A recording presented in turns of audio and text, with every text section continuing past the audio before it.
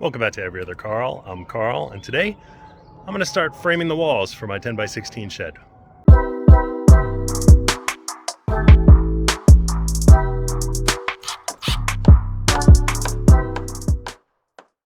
The first part of the framing process was planning. A lot of my framing dimensions are based on the size and placement of my windows and door. There are a lot of tools and pre-made plans available online to help you do this. I mapped my plans out on paper and then laid things out physically to get a good idea of stud placement.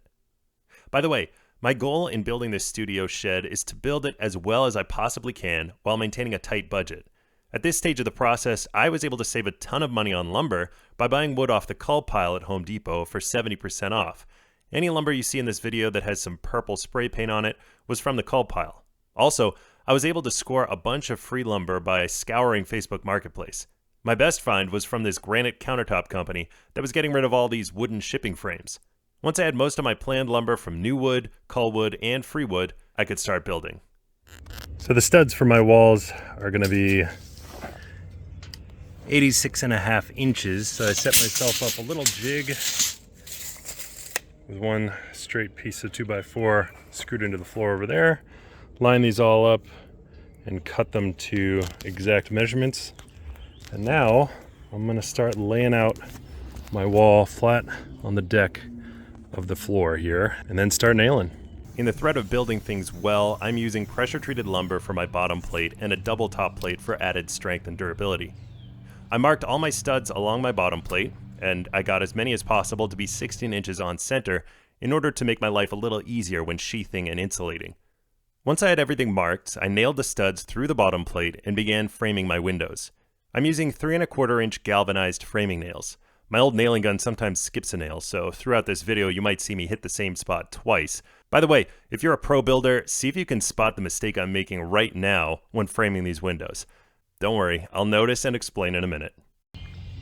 Alright, the back wall is framed out. I have two 36-inch windows in here, and each window is rough framed to 36.5 inches. Yeah, let's see, everything is primarily 16-inch on center, just to make it easier for me to insulate later. The top plate here, it's offset out to the side by 3.5 inches, so that when my sidewall comes up, it'll match up nicely, and that'll interlock them. Now I'm just in the process of slowly lifting it up as much as I can before I have to heave it all the way straight up. I'm gonna have some help for that, but just going one 2x4 at a time, making it a little bit higher so it's easier to lift. Alright, the first wall is up. I forgot to hit record, unfortunately, but it wasn't too hard. Picked it up. These little braces held the bottom from sliding. I'm just gonna take them out. And these little side braces are gonna hold it up until the next wall is in place. So I made an unfortunate mistake while framing out these back windows here. The rough opening I wanted to be 36.5 inches, which it is from here to here, but I measured it off of the king studs that go all the way to the top of the wall. Unfortunately, it was supposed to be off of the jack studs, which is one in, so I can't put trim in between the sill and the header, so that header is just floating, only supported by nails and screws. I was thinking about it and I was almost tempted to leave it and say good enough, but I decided not good enough. So I'll be fixing it. I decided to make that repair later and continue building the walls. This end wall was the simplest since it doesn't have any windows. I lifted it into place and nailed straight down through the bottom plate into the floor.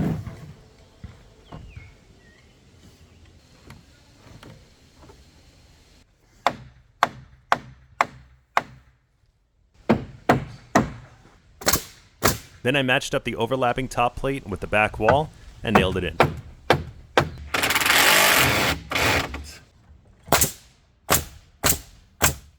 I then moved on to the other end wall, which did have a window. Alright, so I'm framing out this side wall.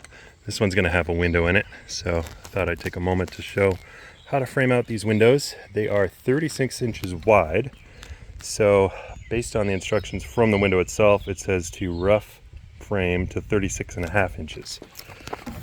So between this line and this line, that's 36.5 inches. So what I'm gonna have is, it's called the king stud. That's gonna be a full stud all the way up to the top. King stud on the outside. And on the inside is the cripple, which is a smaller one, which supports the window sill and up to the window header. There's a few ways to rough frame a window. I recommend looking online to figure out what you want to do, but here I'm first cutting out my bottom cripples that will support my sill. Then I'm building my sill using 2 pieces of 2x4. Once those are all in place, I put my top plate on to make sure everything stayed squared up. Then I made my window header using 2 pieces of 2x6 and a 1/2 inch spacer. Then I installed my trimmers that go from the sill up to the header, and finally installed the top cripples.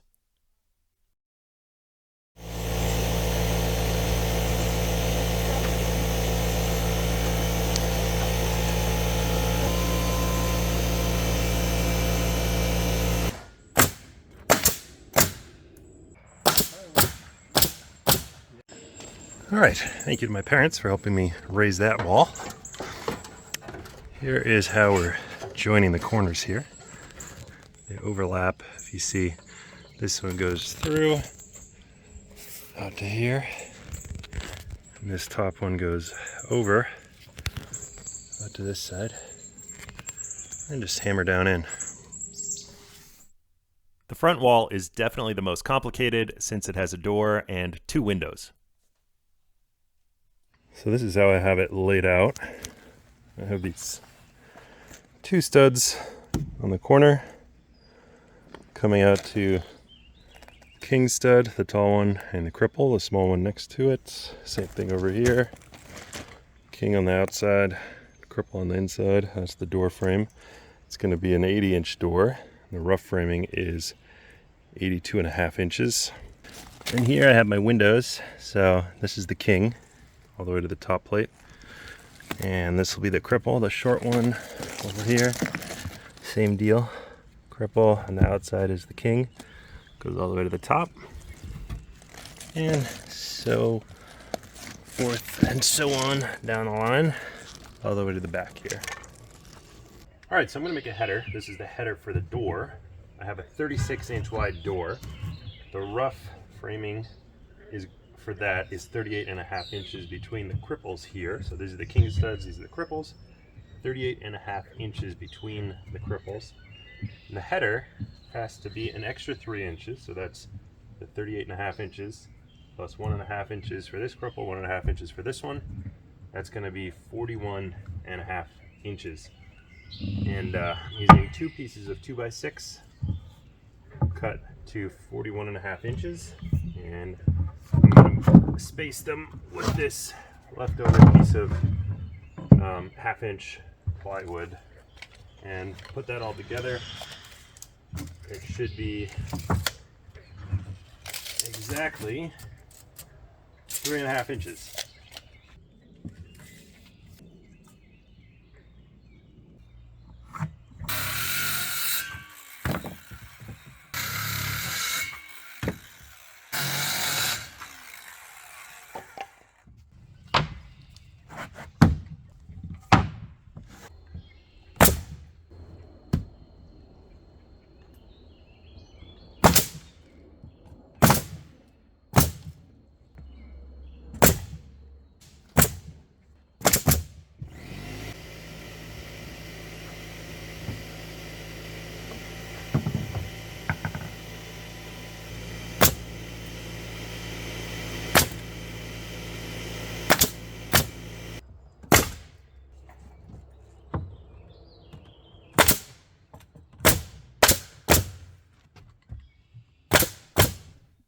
With the door framed in, I continued nailing the studs in through the top and bottom plates, and then framed the front 2 windows in.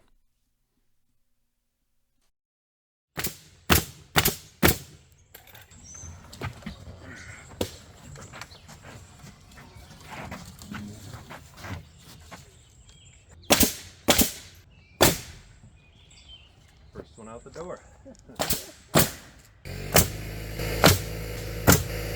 Since this front wall was being raised between already standing walls, I had to install the top plate once it was already up.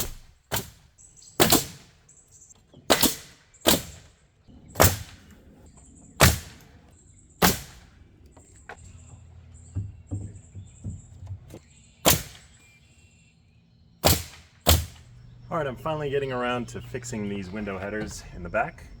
I measured them incorrectly. I measured between the king studs for the rough opening instead of the cripples, the jack studs in the middle, or trim studs, whatever you call them, that support the window header and put the load down into the sill. So unfortunately the header is only supported by screws, so what I'm going to do is cut this out. I'm going to try to do that. It's a little too late to pull the nails out and everything, but I'm going to try to cut out and save my king studs here and save as much as I can. Make it a little bit longer and then put it in properly supported. I was able to cut out the header without sacrificing too much lumber. I made a new header and framed it in. By the way, this is a good time to mention that when you're rough framing your windows, it's a good idea to pitch your sills out of the building, creating a slope so that water will not run under the window and into the building. There are ways to do this later, which I did, but it's easier now when rough framing to simply cut the bottom crimples at an angle so that the sill slopes outwards. If I were doing this over again, I definitely would have sloped them at this point. All right, this one is done. That took a lot of work. I'll do the same thing to that one. But if you can see now, that window header is supported by the cripples on either side, all the way to the floor.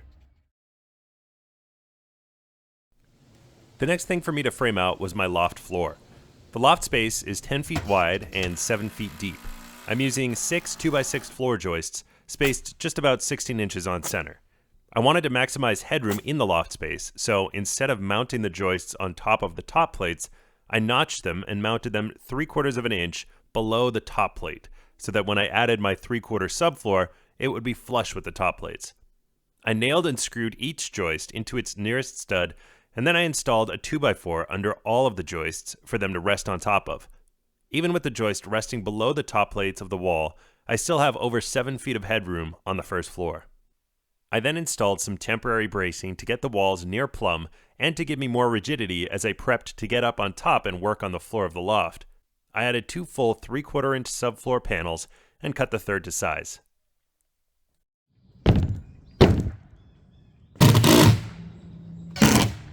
All right, first time up here in what will be the loft. Feels good. It's officially a 2-story building. And I just dry fitted everything. I put 4 screws in here just so that it doesn't fly away. I'll eventually take them back up and put construction adhesive underneath this subfloor so it helps with the rigidity and any squeaking. Also, while I was up here, I marked out where my gambrel roof trusses are gonna go. They're on 24-inch centers. So starting from the very edge, 24-inch centers, all the way down to the end. Thanks to my dad for helping me get these trusses in place. It's definitely better to do this as a 2-person operation. If you want to know how I built these, you can watch the last video in this build series. They were pre-sized and fit tightly into place along my 24-inch marks. I toe-nailed each truss into place, then put a couple angle braces at the ends, and finally I tied all the trusses together with a temporary purlin. Alright, most all the framing is done, so today what I want to focus on is making sure everything is plumb and level, and that'll be the next step before I start sheathing it. And when all the sheathing goes on, then everything is going to be completely rigid. But right now I have some metal braces, some strong ties, and I'm going to put them in the corners and give it some of that lateral stability. I think this is a little bit overkill, but this loft might put a little small desk up there or a bed. So anyway, going up and down into that loft and moving around up there, I want to make sure it's really stable. So that's the main reason I'm putting these strong ties in. So I don't have a super long level. I have this like 2-foot level. I'm using what I know to be a very straight 2x4, 8-foot 2x4, and I'm just going off of the bottom plate and the top plate, and using my level right alongside that 2x4. I'm going to test it along a few points on the wall. Yep. Pretty consistently I can tell this wall is leaning out a little bit, so it's got to go that way. To start that process, I first have to remove my temporary braces here.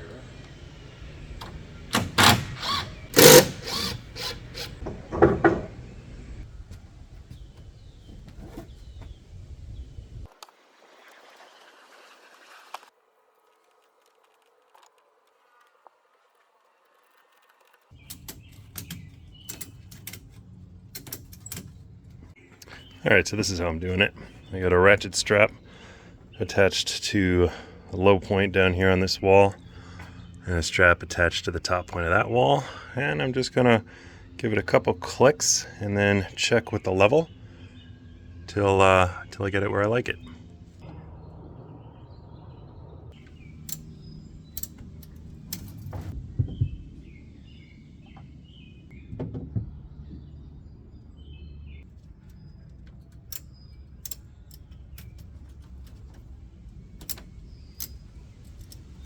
Alright, that corner feels perfect, so I'm gonna lock that one in. Alright, here's my tie. I've got 3 nails in each end. I'll probably throw a screw in there as well. But I'm gonna release the tension from that strap, see what happens. Alright, that stayed nice and level. I'm gonna put one down below as well.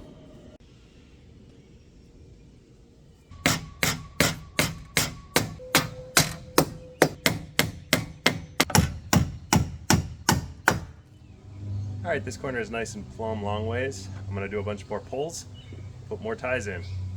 There are a bunch of ways to get walls to be plumb, but the ratchet strap worked great for me on this small rectangular building. Alright, I did the last of the pulls and put the last of the strong ties in. If you want to see the next part of this build, please subscribe. In the next video, I'll start the sheathing process of the walls, and I might get to the roof too. We'll see how that goes.